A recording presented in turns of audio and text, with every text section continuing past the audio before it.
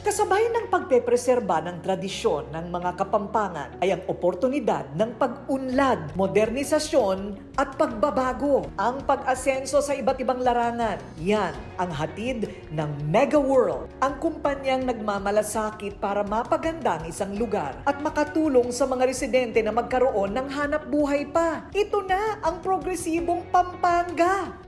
Simula mga 1920 noong ito'y asukarera pa lamang, hindi na talaga napigilan na ang pamamayagpag ng lugar na ito, kaya't maging dito sa modernong panahon, ito pa rin sa bahaging ito ng probinsya ang magiging sentro ng komersyalismo at hanap buhay dito sa makabagong Pampanga. Ito ang Mega World Capital Town.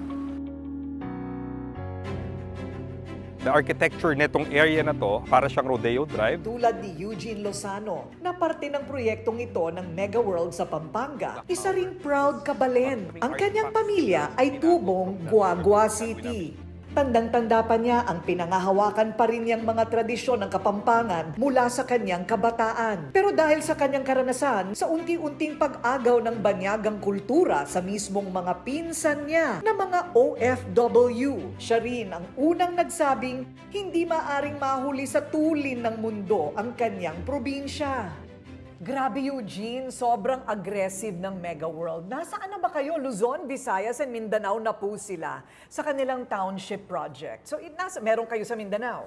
We have in Mindanao, meron din kami sa Visayas, we have in Luzon. Okay. But this is the first time na gagawin namin to sa north of Luzon. Yung Outside konsepto na Metro Manila. Outside Ang Metro swerte Manila. naman ng Pampanga, magmo-modernize na sila. Galing kami ng Bacolod, galing na rin kami ng, ang ganda sa Bacolod nagligid-ligid kami doon ni Harold Geronimo. Ngayon naman, nandito tayo sa project nila dito sa Capital Town, Pampanga.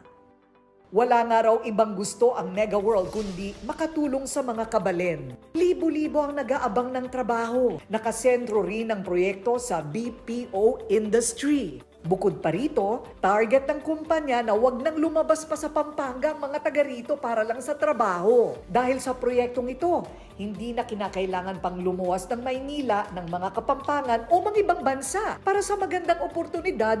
Ito na ang magiging sentro ng modernisasyon ng life in Pampanga. Why Capital Town ang tawag? Okay, Capital Town kasi capital, we wanted to emphasize San Fernando, Pampanga being the capital. Which or it really sentro. is. Yes, it is. Ayun. Tsaka ito na ngayon ang sentro ng Yes. modernization.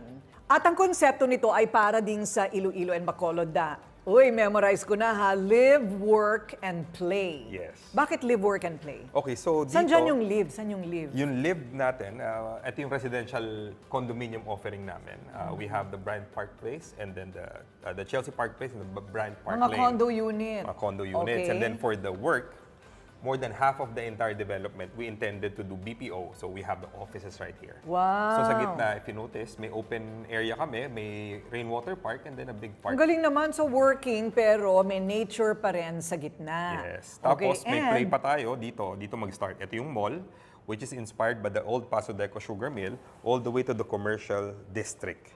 ito na, mga movie houses, Yes, movie house, sinihan, restaurant, Yes. mga bilihan, kung ano-ano. So talagang, wow, ang laki. Ilang ektarya yan? This is 35.6 hectares. Wow, okay. So sa ngayon pa lang, balita ko yung profile talaga ng mga bumibili, halimbawa condo units ay mga yuppies. Actually, surprisingly ngayon, nasa younger millennial to Gen Z na yung interest because they're the ones excited for the new phase of a new lifestyle here in Pampanga. Oh. Ayaw na nila umalis. Bata yung bumibili ng condo namin. Correct, We're correct. talking about 25 to 30 years old. Jeez. That's our vision, to provide trabaho dito para at least hindi na, yung opportunity meron na dito sa Pampanga para hindi na maging option yung lumayo pa sa pamilya. Correct. And that's the vision of Chairman Andrew Tan and Ang galing our naman. team to really provide opportunities in Pampanga.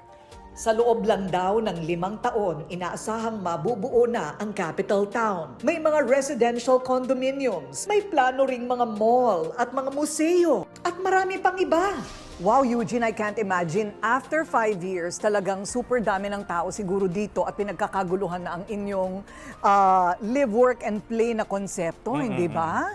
Bahagi ng advokasya ng Mega World na ingatan at pahalagahan ang yaman at kasaysayan ng bawat probinsya na kanilang kinaroroonan. Dito sa Pampanga, ang chimney na ito na mula pa 1920 ay nakatayo pa rin sa lugar na hindi pa rin inaalis. Simbolo kasi ito ng makulay nilang nakaraan. Gayunpaman, hindi na mapipigilan ang progresibong bukas na nakaabang para sa mga kababayan nating Kapampangan. Dahil ang pag-unlad ng Pampanga ay nakatadhana na, biyaya ng may kapal matapos ang kanilang matinding mga pagsubok.